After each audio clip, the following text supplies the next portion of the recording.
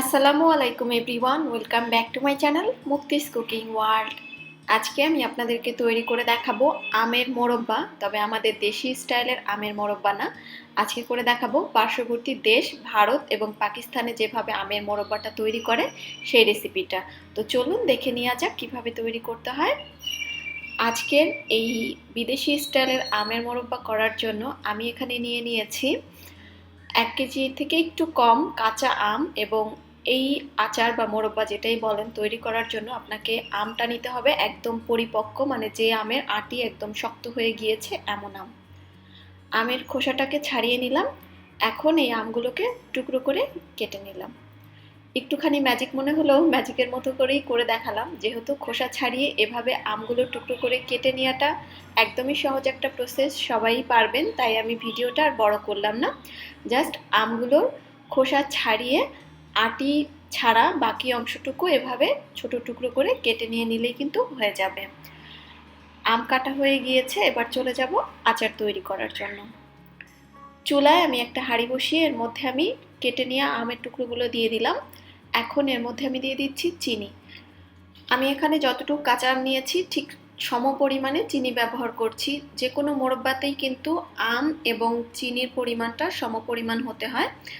এর মধ্যে 3 টেবিল চামচ পরিমাণ সাদা সিরকা বা ভিনেগারও আমি দিয়ে দিলাম, যার কারণে এই মোরব্বাটা দীর্ঘদিন পর্যন্ত সংরক্ষণ করে খাওয়া যাবে। এখন চুলার জালটা ধরিয়ে দিয়ে চিনিটা গলে পানিটা উঠে আসা পর্যন্ত অপেক্ষা করছি, এবং চিনির পানিটা গলে যাওয়ার পরে আম থেকেও কিছুটা পানি বের হবে। সো আরও কিছুটা পানি কিন্তু এর মধ্যে উঠে আসবে। দেখতেই পাচ্ছেন বেশ কিছুটা পানি মোরব্বার মধ্যে উঠে এসেছে। এবার যেটা করতে হবে, চুলার আঁচটা মাঝারিতে রেখে জাল করতে হবে এবং মাঝে মধ্যে একটুখানি নেড়ে দিতে হবে যাতে করে চিনিটা কোনো দিক দিয়ে লেগে না যায়। এর মধ্যে আমি 2-3টা এলাচ দিয়ে দিলাম আর হাফ চা চামচ পরিমাণ দিয়ে দিলাম লবণ। এলাচটা অপশনাল, কেউ দিতে না চাইলে না দিলেও হবে। অনেকেই মোরব্বার মধ্যে এলাচের ফ্লেভারটা পছন্দ করেন, সো যারা পছন্দ করেন তারা দিবেন, যারা করেন না তারা দিবেন না। আরও বেশ কিছুক্ষণ জাল করে নেওয়ার পরে দেখতেই পাচ্ছেন আস্তে আস্তে কিন্তু আমের কালারটা চেঞ্জ হচ্ছে এবং কালারটা অনেকটা ট্রান্সপারেন্ট হয়ে স্বচ্ছ হয়ে যাচ্ছে। তো আরও কিছুটা সময় কিন্তু আমাদের জাল করতে হবে, তবে মাঝে মধ্যে একটুখানি নেড়ে চেড়ে দিতে হবে, তাও অনেক হালকা হাতে, না হলে আবার আমের টুকরোগুলো ভেঙে যেতে পারে। আরও বেশ কিছুক্ষণ জাল করে নেওয়ার পরে এরই মাঝে আমাদের মোরব্বাগুলো কিন্তু হয়ে এসেছে।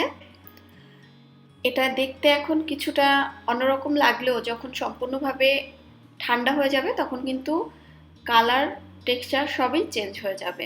তবে মোরব্বা হয়েছে কিনা সেটা চেক করার জন্য একটা ছোট পাত্রে অল্প একটু শিরা তুলে নেবেন, এবং শিরাটা দেখবেন যে অনেকটা আঠালো হয়ে যাবে, অনেক বেশ নড়াচড়া করবে না, এবং এইরকম চিকুন একতারের শিরা হয়ে যাবে। ওই পর্যায়ে মূলত বুঝতে হবে যে মোরব্বাটা হয়ে গিয়েছে। বেশি একটা ঘন করবেন না শিরাটা, তাহলে আবার ঠান্ডা হওয়ার পরে জমে যাবে। তাই এরকম চিকুন একতারের শিরা বা আঠালো চিপচিপা শিরা হলেই চুলা থেকে নামিয়ে নিতে হবে। চুলা থেকে মোরব্বা নামিয়ে নেওয়ার পরে এভাবেই সারা রাত রেখে দিতে হবে সম্পূর্ণভাবে ঠান্ডা হয়ে যাওয়ার জন্য, এবং ঠান্ডা হয়ে গেলে কিন্তু শিরাটাও একদম আমের ভিতরে ঢুকে যাবে। সারা রাত রেখে দেওয়ার পরে এই হচ্ছে মোরব্বার সকালবেলার অবস্থা। দেখতেই পাচ্ছেন শিরাটা অনেকটাই টেনে আঠালো হয়ে গিয়েছে, এবং আমের ভিতরে শিরাটা ঢুকে আমের কালারটাও সম্পূর্ণভাবে চেঞ্জ করে দিয়েছে।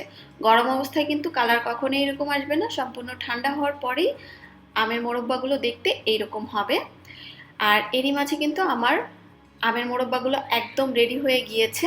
যে কোনো একটা এয়ারটাইট বক্সে ভরে এই মোরব্বাগুলোকে প্রায় বছর জুড়ে সংরক্ষণ করে খেতে পারবেন নর্মাল ফ্রিজে রেখে। আর যদি নর্মাল তাপমাত্রায় রেখে খেতে চান 3 থেকে 4 সপ্তাহের মতো নর্মাল তাপমাত্রায় রেখে খেতে পারবেন। এই তো রেডি হয়ে গেল আমার পার্শ্ববর্তী দেশ ইন্ডিয়া এবং পাকিস্তানি স্টাইলের আমের মোরব্বা। এই আমের মোরব্বাটা খেতে অনেকটাই আমাদের দেশীয় আমের মোরব্বার মতো, তবে 100% টেস্টটা সেম না, একটু ডিফারেন্স আছে। তো আজকের মতো বিদায় নিচ্ছি, আল্লাহ হাফেজ।